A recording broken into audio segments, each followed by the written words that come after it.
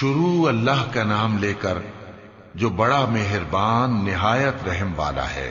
بکھیرنے والی ہواؤں کی قسم جو اڑا کر بکھیر دیتی ہیں، پھر پانی کا بوجھ اٹھاتی ہیں، پھر آہستہ آہستہ چلتی ہیں، پھر اس چیز کو یعنی بارش کو تقسیم کرتی ہیں کہ جو وعدہ تم سے کیا جاتا ہے وہ یقیناً سچا ہے، اور انصاف کا دن ضرور واقع ہوگا۔ اور آسمان کی قسم جس میں کئی رستے ہیں کہ اے اہل مکہ تم ایک اختلاف والی بات میں پڑے ہوئے ہو، اس سے یعنی عقیدہ آخرت سے وہی پھرتا ہے جو اللہ کی طرف سے پھیرا جائے۔ اٹکل دوڑانے والے ہلاک ہوں جو بے خبری میں بھولے ہوئے ہیں، پوچھتے ہیں کہ جزا کا دن کب ہوگا؟ وہ دن ہوگا جب ان کو آگ میں عذاب دیا جائے گا۔ اب اپنی شرارت کا مزہ چکھو، یہ وہی ہے جس کے لیے تم جلدی مچایا کرتے تھے۔ بے شک پرہیزگار بہشتوں اور چشموں میں ہوں گے، اور جو نعمتیں ان کا پروردگار انہیں دیتا ہوگا انہیں لے رہے ہوں گے۔ بے شک وہ اس سے پہلے نیکیاں کرتے تھے، رات کے تھوڑے سے حصے میں سوتے تھے اور صبح کے اوقات میں بخشش مانگا کرتے تھے، اور ان کے مال میں مانگنے والوں اور نہ مانگنے والوں دونوں کا حق ہوتا ہے۔ اور یقین کرنے والوں کے لیے زمین میں بہت سی نشانیاں ہیں اور خود تمہاری جانوں میں، تو کیا تم دیکھتے نہیں؟ اور تمہارا رزق اور جس چیز کا تم سے وعدہ کیا جاتا ہے آسمان میں ہے، تو آسمان اور زمین کے مالک کی قسم یہ اسی طرح قابل یقین ہے جس طرح تم بات کرتے ہو۔ اے نبی، کیا تمہارے پاس ابراہیم کے معزز مہمانوں کی خبر پہنچی ہے؟ جب وہ ان کے پاس آئے تو سلام کہا، انہوں نے بھی جواب میں سلام کہا۔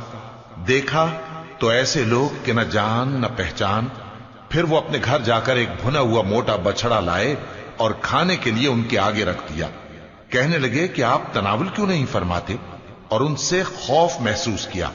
انہوں نے کہا کہ خوف نہ کیجے، اور ان کو ایک دانش مند لڑکے کی بشارت سنائی۔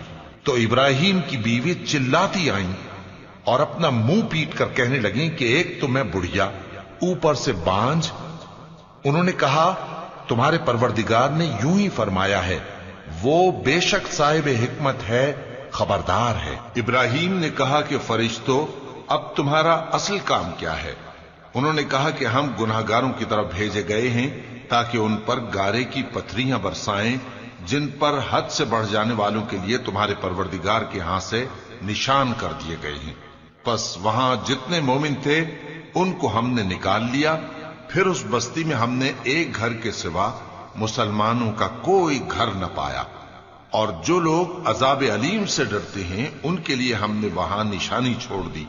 اور موسیٰ کے حال میں بھی نشانی ہے، جب ہم نے ان کو فرعون کی طرف کھلا ہوا معجزہ دے کر بھیجا تو اس نے اپنی قوت کے گھمنڈ پر منہ موڑ لیا اور کہنے لگا یہ تو جادوگر ہے یا دیوانہ۔ تو ہم نے اس کو اور اس کے لشکروں کو پکڑ لیا اور ان کو سمندر میں پھینک دیا، اور وہ کام ہی قابل ملامت کرتا تھا۔ اور عاد کی قوم کے حال میں بھی نشانی ہے، جب ہم نے ان پر نامبارک ہوا چلائی، وہ جس چیز پر چلتی اس کو ریزہ ریزہ کیے بغیر نہ چھوڑتی۔ اور قوم سمود کے حال میں بھی نشانی ہے، جب ان سے کہا گیا کہ ایک وقت تک فائدہ اٹھا لو، پس انہوں نے اپنے پروردگار کے حکم سے سرکشی کی، سو ان کو کڑک نے آ پکڑا اور وہ دیکھ رہے تھے۔ پھر وہ نہ تو کھڑے رہنے کی طاقت رکھتے تھے اور نہ مقابلہ کر سکتے تھے، اور اس سے پہلے ہم نوح کی قوم کو ہلاک کر چکے تھے۔ بے شک وہ نافرمان لوگ تھے۔ اور آسمان کو ہم ہی نے اپنی قدرت سے بنایا، اور ہم کو ہر طرح کی قدرت ہے۔ اور زمین کو ہم ہی نے بچھایا، تو دیکھو ہم کیا خوب بچھانے والے ہیں۔ اور ہر چیز کے ہم نے دو دو جوڑے بنائے تاکہ تم نصیحت حاصل کرو۔ تو تم لوگ اللہ کی طرف دوڑ چلو، میں اس کی طرف سے تم کو صاف صاف خبردار کرنے والا ہوں۔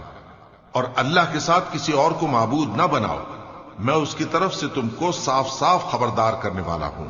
اسی طرح ان سے پہلے لوگوں کے پاس بھی جو پیغمبر آتا تو وہ بھی اس کو جادوگر یا دیوانہ کہتے۔ کیا یہ لوگ ایک دوسرے کو اسی بات کی وصیت کر مرے ہیں؟ نہیں، بلکہ یہ شریر لوگ ہیں۔ تو اے نبی ان سے منہ موڑ لو، تم کو ہماری طرف سے ملامت نہ ہوگی، اور نصیحت کرتے رہو کہ نصیحت مومنوں کو نفع دیتی ہے۔ اور میں نے جنوں اور انسانوں کو اسی لیے پیدا کیا ہے کہ وہ میری عبادت کریں. میں ان سے رزق تو نہیں مانگتا اور نہ یہ چاہتا ہوں کہ وہ مجھے کھانا کھلائے. اللہ ہی تو سب کو رزق دینے والا ہے، زور آور ہے، مضبوط ہے.